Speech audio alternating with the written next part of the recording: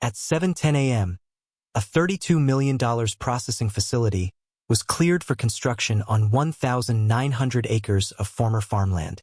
By midday, 6 engineers signed off on soil stability reports, drainage models, and load-bearing calculations.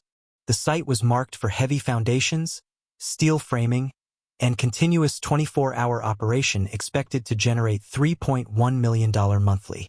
Every delay would trigger $14,000 per hour in contractor penalties and equipment idle costs. The developer had already secured permits, environmental clearance, and a 25-year tax incentive agreement finalized 3 weeks earlier. Everything checked out on paper. Then a farmer walked up from the adjacent field and asked one question. He wasn't part of the project. He wasn't listed in any consultation records. He wasn't even invited to the review meetings. He just looked at the lead engineer and asked where the water would go after the first heavy rain. The team pointed to a drainage plan designed using 10 years of rainfall data and computer-modeled runoff simulations. The farmer shook his head and pointed toward a shallow depression barely visible across the southern edge of the land.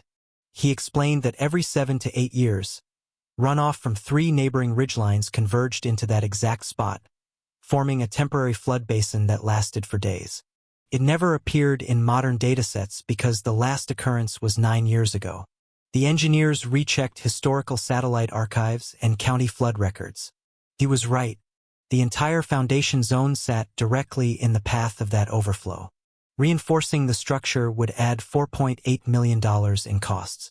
Relocating the build site would delay the project by 13 months.